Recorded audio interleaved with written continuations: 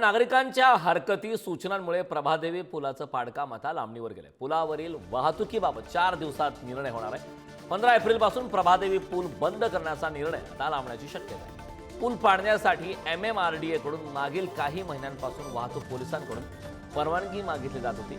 त्यानुसार अखेर वाहतूक पोलिसांनी 15 एप्रिलपासून पूल बंद करण्यास परवानगी दिली होती।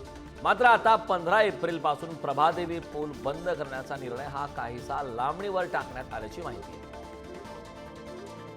संदर्भात ताजी अपडेट देण्यासाठी आपले प्रतिनिधी धनंजय दळवी आपल्या सोबत जोडले। धनंजय, पुलावरील वाहतुकीबाबत आता खरं तर 4 दिवसामध्ये निर्णय होणार आहे। स्थानिक आक्रमक झाल्यात, पर्याय रस्ता उपलब्ध करावा अशी स्वाभाविक मागणी आता नागरिकांनी केली। काय सांगशील सविस्तर? कारण आपण जर पाहिला तर दक्षिण मुंबईला जोडणारा हा महत्वाचा पूल आहे, जो प्रभादेवी आणि परेल या दोन म्हणजे सेंट्रल आणि वेस्टर्न या दोन्ही मार्गाच्या रेल्वेच्या वरून जाणारा हा महत्वाचा पूल आहे।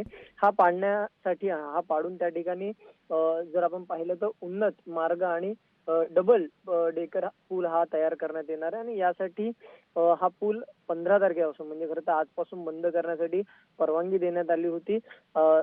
ती 31 डिसेंबर 2026 पर्यंत म्हणजे 20 महिने हा पूल बंद राहणार होता। मात्र आता वाहतूक पोलिसांनी जे आहे ते 7 तारखेपासून 13 तारखेपर्यंत हरकती सूचना मागवल्या होत्या आणि या हरकती सूचना मोठ्या प्रमाणात दाखल झाल्यामुळे आता या पुलाचं पाडकाम जे आहे ते लांबणीवर गेलेलं आहे। नागरिकांनी हरकती सूचनेमध्ये बऱ्याच काही गोष्टी नमूद केलेल्या आहे आणि त्यांच्या मार्गदर्शनानुसार आता वाहतूक व्यवस्था ही करावी लागणार आहे। त्यामुळे त्यासाठी आणखी 3 ते 4 दिवसाचा अवधी हा वाहतूक पोलिसांना लागेल। त्यामुळे हे पाडकाम जे आहे ते लांबणीवर गेले। ज्यावेळेस हे सगळ्या जो मार्ग आहे तो व्यवस्थितरित्या नागरिकांनी दिलेल्या हरकती सूचनेनुसार ठरेल, त्यानंतर हा पूल वाहतुकीसाठी बंद केला जाईल आणि त्यानंतर त्याचं पाडकाम केल्यानंतर पुढच्या 20 महिन्यांपर्यंत हा पूल जो आहे तो वाहतुकीसाठी या ठिकाणाहून हा मार्ग बंद असेल। तो नवीन पूल त्या ठिकाणी उभारून वाहतूक सुरू होईपर्यंत।